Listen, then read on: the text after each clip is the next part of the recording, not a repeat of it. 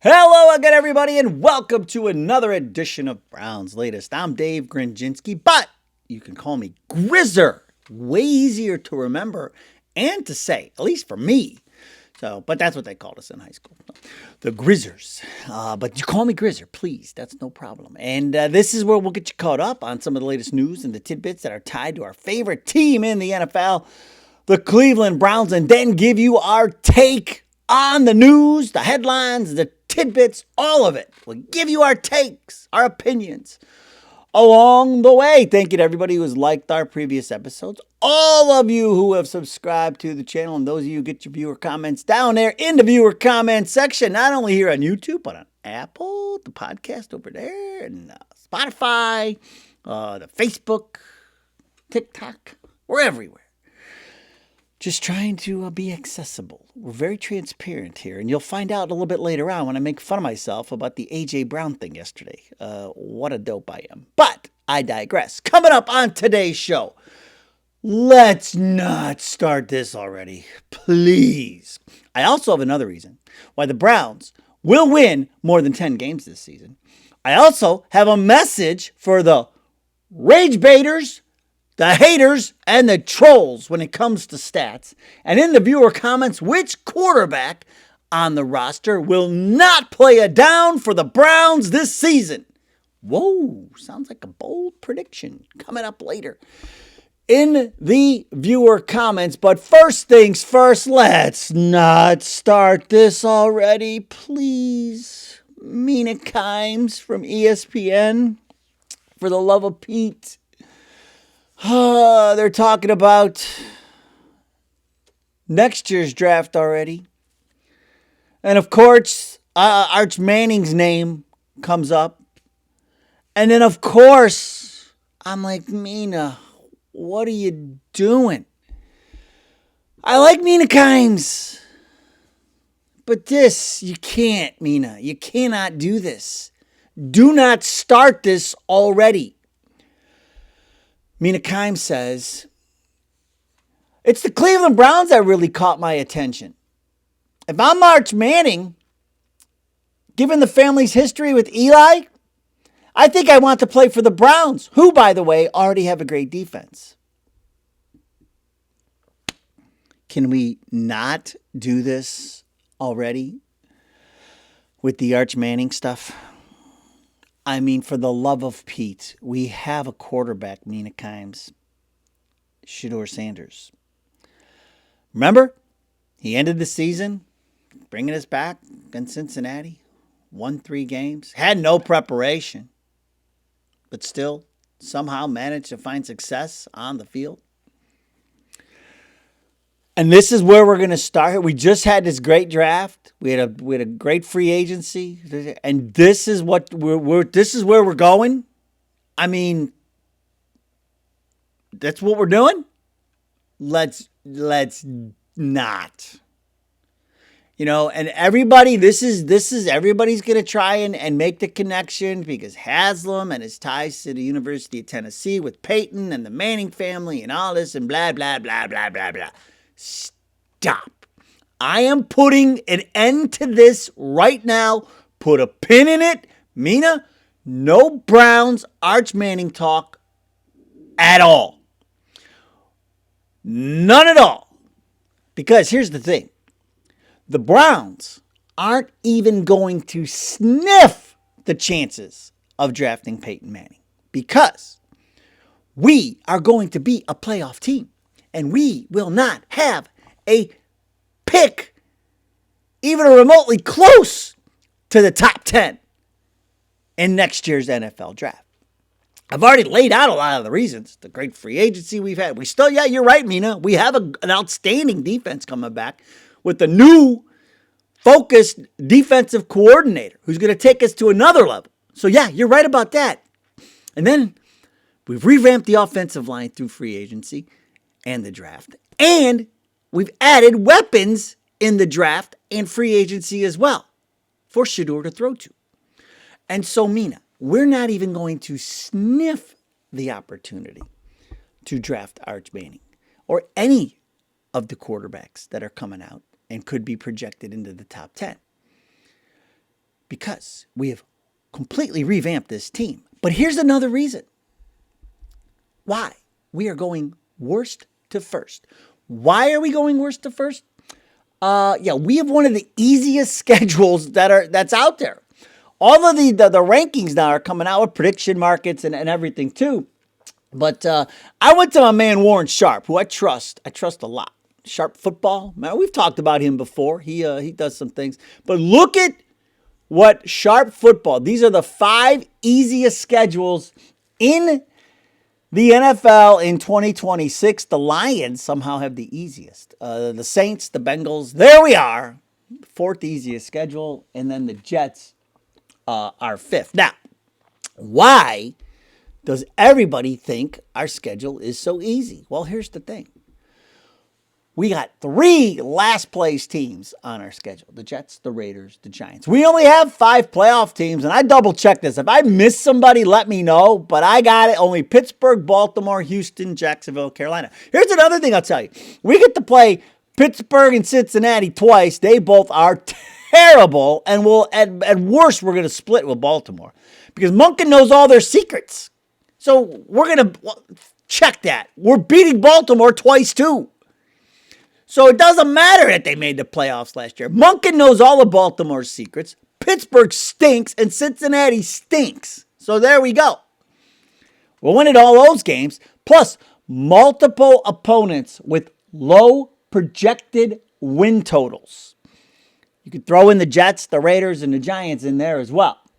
But here, to refresh your memory, now remember, we won't find out the schedule for about next week. It should be next week. We'll find out next week when the schedule. But here are our opponents. There we are, home and away. Home, Ravens win, Bengals win, Steelers win, Texans win, Colts win, Falcons win, Panthers win, Raiders win. Okay, away. Let's see here. Baltimore win, Cincinnati win, Pittsburgh win, Jacksonville win, New Orleans win, Tampa win, Tennessee win, Giants win, Jets win. Look, we're going undefeated. My God, this is so easy. Are you kidding me? We should have the easiest schedule. So this is what I'm saying, folks. For all of the people who want to sit there and already try to start this nonsense about Arch Manning, oh, my head hurts already from it. Ugh. The Browns are in no way, shape, or form even going to be remotely close to picking in the top 10 next. That's why I kept saying you gotta get these assets. You got to get these draft picks, these future picks, so we can have something to package together so we can get up into the top 10 and take Jeremiah Smith. That is my massive man crush for next year's draft. If that's the only name I ever want to hear, if some ESPN analyst is talking about the Cleveland Browns and next year's draft, the only name you bring up is Jeremiah Smith. That's it. That's the only name we want to hear. Done. That's what we want. That's who we want. Quarterback situation settled. Shedeur. Sorry, Mina. Browns are nowhere near the top 10 in this next year's draft. Nowhere, no way, no how, no way, Jose, will they have a chance to draft Arch Manning. So just stop. Another thing that needs to stop are the haters, the rage baiters, and the trolls who love to try and bring up stats when they talk about Shedeur Sanders. What they don't realize is that they are killing their own argument because they're all trying to they want to troll you and rage bait you because they always want, oh, Deshaun Watson's going to start. Watson's the starter. They're just trying to rage bait you. But here's what they don't understand. They want to try and throw out Shedeur's stats. The rookie who played 7 games with no preparation. Well, 7.5. And he still settled in against Baltimore in that half. No preparation. The wide receivers didn't even know his name. The lineman never heard his cadence before. He came out there against Baltimore. That's how much preparation he got. And then we saw continued improvement over 7 games. Now, why is this no comparison? Well, when Deshaun Watson got to Cleveland, and remember, Deshaun Watson, we did it the other day, historically, one of the three worst, and he's in the argument for the worst. I think the only guy that ekes him out is Deshaun Kaiser, but that was a tanking situation. Worst quarterback in franchise history, not just the last 15 years, franchise history, Deshaun Watson is among the top three. I got him in the top two. Deshaun Watson. But remember, when he got to Cleveland, he wasn't in the same situation as Shedeur with no preparation and thrown right in there and 7 games and an offensive line that was horrible. No, he did not get that. Remember, when he showed up here, let's refresh your memory. He didn't play just 7 games. When he got here, he had played in 54 games already. 53 starts in the NFL when he got here. Not 7, like Shedeur. 53! And in his 19 games with the Browns, he has become one of the worst quarterbacks in franchise history, statistically speaking, which is what the trolls, the rage baiters, and the haters love to turn to when they start talking about Shedeur. But if you want to talk about stats, you've got to include the entire story, trolls. Because how can a guy come here with 54 games of experience and still become, statistically speaking, trolls, which is what you love to do, the worst quarterback in Cleveland Browns history? Let me tell you, one of the two worst. Deshaun Kaiser, to me, is probably the worst. I mean, he was, but again, tanking situation. Got an asterisk. They were tanking. And then you got Shedeur. 7.5 games, no preparation. And this is what you want to try to compare this to. This is not a comparison. Forget the word fair. This is not even a comparison. Look at this. Shedeur in 7 games, 1,400 yards, 7 touchdowns, 10 interceptions. Look at Watson. Just over 3,300, 19 touchdowns, 12 interceptions.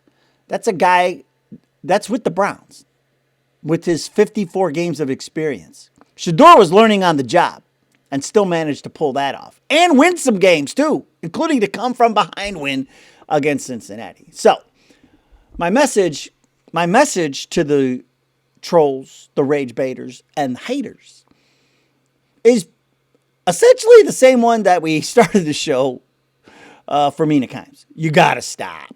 Just stop. It's not an argument. It's not even there. This is not even in the same room. It's not in the same house. It's not even in. It's so far apart. It's so not an argument. It's so not anything you could stand on or hold water. There's nothing to this. You cannot compare a rookie who was learning on the fly, take the stats from his 7 games that he was learning on the fly and compare it to an NFL veteran who came in here with 54 starts, 55 games of experience. You can't compare it. It is not a comparison. So that has got to stop. Eye test, baby. Now he's got the coach who wanted to recruit him at Georgia, the coach who tried to draft him last year, and is the face of our social media, Shedeur Sanders. He's the guy, and Todd Monken is going to take him and turn him into an elite quarterback in the NFL, just like he helped revamp the career of Lamar Jackson in Baltimore.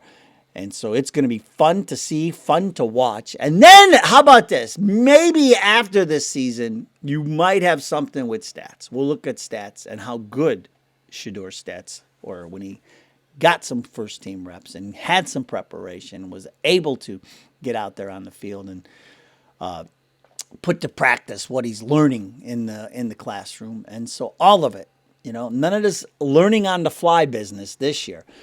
For Shedeur Sanders, so rage baiters, haters, trolls, all of you, stop with the stats because you got nothing. There's nothing to talk about.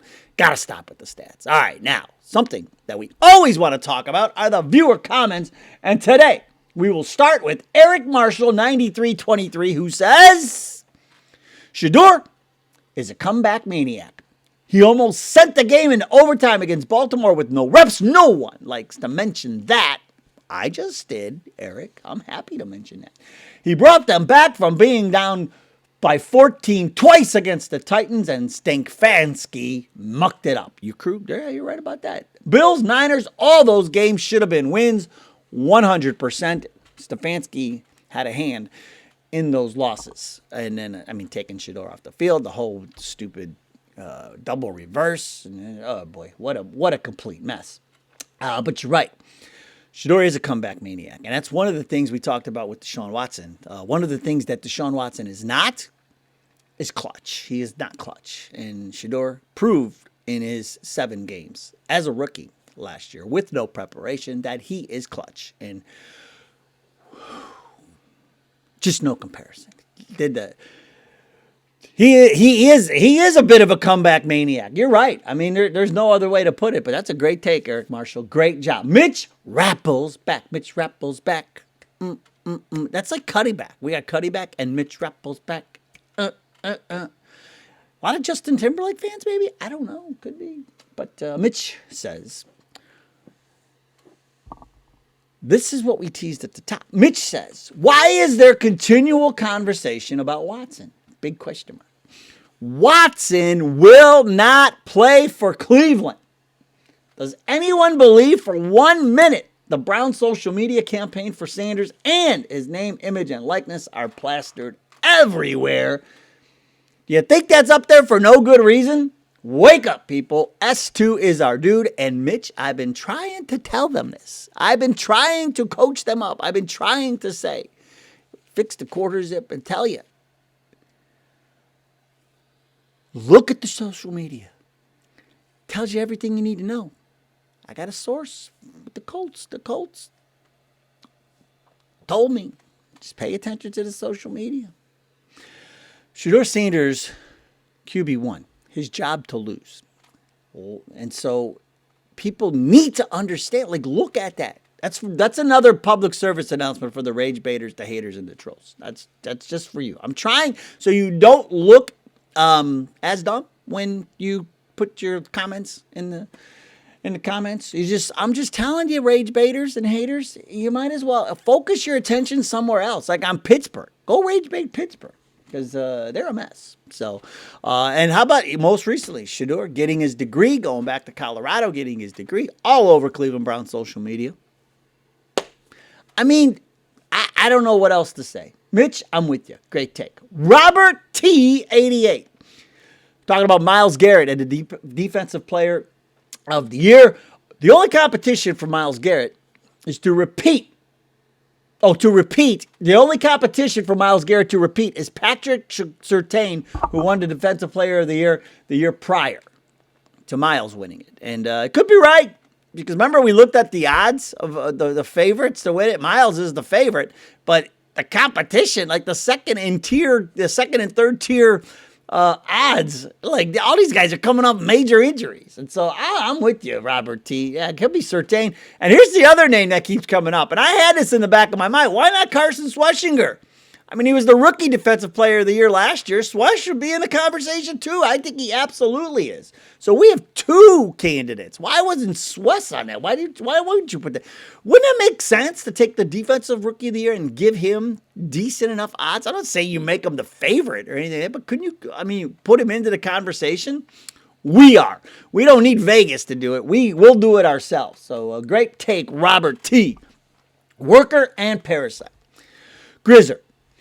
What's your thoughts on who plays center? We've got 4 bona fide starters and a few that can play multiple positions. Elgin and Fano can play center, but you'd be better off playing them at guard. Fano actually doesn't really play center. He can play both tackle positions, right and left tackle. Jenkins can move around. Both Jenkins can move around. Continuing. Can play center, but you're better off playing him at guard and tackle. I just see a chink in our offensive line in the middle. We've got Whippler, who's average, Brailford, who probably needs to get bigger. I really don't understand why we didn't trade up in the 5th to get a starter. We had the draft capital to do it. We could have gotten Heck or Lou to complete the offensive line. Who do I see as the starting center? Well, Worker and Parasite, who I think the starting center will be. As we sit here right now, especially after they reworked DeJuan Jones' contract, he 100% is locked in at the swing tackle position. And so what this does is this. Here are to me the only options at center. It's Elgton Jenkins, who we got from Green Bay, Pro Bowl experience at guard, and played center in 2025. So Pro Bowler on the line. But he's dealing with that lower leg injury. He's still questionable for training camp. But I don't think they would have signed him if they didn't think they were going to be able to get him back in time. So Jenkins, to me, along with Brailsford and Whippler, are the only considerations right now at center. And I think that they know Jenkins will be ready. Elgton Jenkins will be ready. And so I think Jenkins will be the starter at center. I think it's Fano at left tackle, our first-round rookie from Utah. The left guard will be Zion Johnson, the free agent signing we made from the Chargers. He's locked in at left guard. He's not going anywhere. Then Elgton Jenkins at center, Tev Jenkins at right guard. And remember, he had a great year last year, quietly. And I kept saying we gotta re-sign him. We gotta get him in there. And yeah, he's locked in there. He can move around though. He can play left guard if you need him. And then Titus Howard. Why would you move him? He played right tackle for Houston last year and didn't give up a sack. I would not. Don't play with fire, Scarecrow. You don't need to move him anywhere. Keep him at right tackle. So I think it's Fano, Johnson, Jenkins, then Tev Jenkins, and Titus Howard, I think, is our starting offensive line. If we had to play a game today, and Jenkins, of course, was back to full strength, Worker and Parasite, that's where I'm living. I think Jenkins, I think Whippler's going to be odd man out. I think Brailsford will be the guy they bring along and go from there. And so we still haven't heard from Bitonio what's going on with him. At this point, I'm over it, man. Let's move on. So, but great question. Great question. That's going to be definitely one of the things to watch when a camp gets started. Of course, the rookie will be in town over the weekend. But once OTAs and mini camps get going, that's going to be a big talking point. Like, who is going to play center for the Cleveland Browns? Great take. And we will end today with a double viewer comment, and also proof that I have senior moments, even at my young age. I mean, yes, they happen. They do happen during the show, but this one was pretty obvious because, and the thing is, I didn't even pick up on it because that's how senior moment of a senior moment it was. Will-SL9KQ says, Antonio Brown is an amazing player comp from the Steelers, not the Eagles, Grizz. Same play style, which is a great sign. Then Pezzo, Makarich, and Stress. Man, that is a handle. Pezzo, Makarich, and Stress. I hope I said that right. Could be having another senior moment here. But it says Grizz, Antonio Brown, not AJ Brown. And so I was like, what did I say? And so I went back and I looked at the tape. And I'm looking at the graphic that has KC Concepcion being compared to Antonio Brown. But for some reason, in my head, I kept saying A.J. Brown. And I don't know why. I went back. I don't even remember saying it. I go back and look at the tape and I was like, oh my gosh. I was like, what the hell was wrong with me? Like, did I hit my head? What was going on? But I never got, I'm staring at the graphic that has Antonio Brown on it, and I continually say A.J. Brown. And I completely meant Antonio Brown. And so, just so it happens. And folks, I'll just tell you, it was a very emotional weekend, so I'm not giving you excuses, but the brain was working on overdrive this weekend. Noah graduated from college. Tobin came into town for the graduation. And so from Florida. And so, it was a lot going on, a lot on my mind. And maybe that was it. I don't know. But it forced A.J. Brown into my head.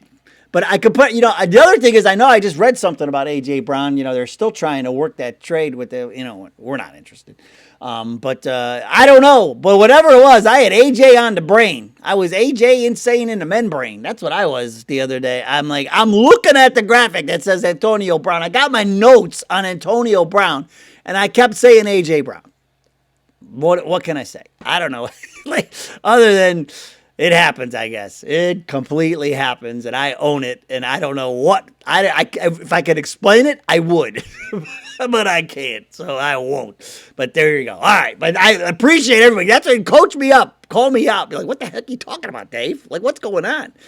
Just know, I will have those senior moments every once in a while. But, yeah, goes with the territory. Doesn't change the fact that the Browns are going worst to first. We're winning more than 10 games. We're going to the playoffs. Potentially the Super Bowl. None of that changes. That is not a senior moment. That I can promise you. All of my takes on the Browns. All right, that's going to do it for today's show. Thanks so much for joining us. We have, boy, the closer we get to the end of this week, it's going to ramp up because those rookies will be coming to town and that rookie minicamp get going. Be a lot to talk about. Beginning and end of schedule. Like, this is nonstop, man. It is nonstop starting this weekend. There'll be something every week leading up to the start of the NFL season. All right, that'll do it for today's show. Go Browns! Not A.J. Brown. No, the Cleveland Browns. Go Browns! We'll see you next time.